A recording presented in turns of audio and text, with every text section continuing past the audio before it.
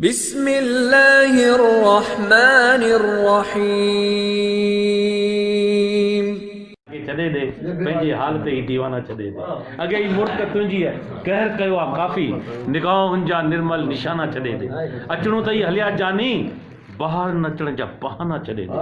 जे सुर्ख हिकिड़ी न दे सोणो साकी उहा महफ़िल मेखाना छॾे दे वरी जागियूं उमेदियूं जीअण जो शौक़ु थी पियो आहे अञा गुला छणिया न आहिनि अञा मुंद मोचारी आहे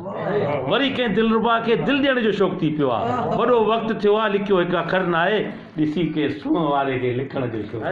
हज़ारे पखियुनि जे कतारनि में वलर सां गॾिजी वलर थी वियासीं मिटीअ जा माण्हू कलर सां गॾिजी कलर थी वियासीं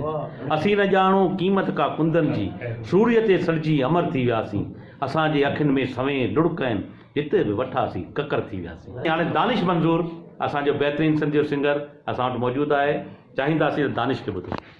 हो मुझी बोली लतीफ़ जी बोली आ मुझी बोली हो मुझी बोली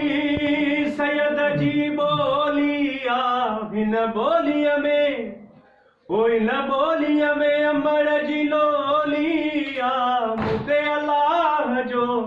एहसान आ सिंधी हुजण ते फख्र व मूंखे सिंधी सदाइण शान हो मुझी बोली सचल जी बोली आ मुझी बोली हो मुझी बोली बुढ़ल जी बोली आ हिन बोलीअ में हो हिन बोलीअ में अमर जी लोली आ मूंते अल्लाह जो एहसान आ सिंधी हुजण ते फख्र आ मूंखे सिंधी सदाइण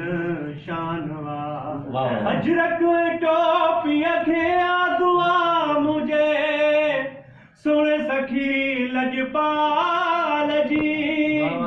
हो धरती असां जोड़े रखंदो खुदा हर तंद असांजे साह जी मुझी बोली लतीफ़ जी बोली आ मुझी बोली हो मुझी बोली सैयद जी बोली आ हिन बोलीअ में अमर जी लोली आ मूंते अल्लाह जो एहसान आ सिंधी हुजण ते फख्र व मूंखे सिंधी सदाइण शान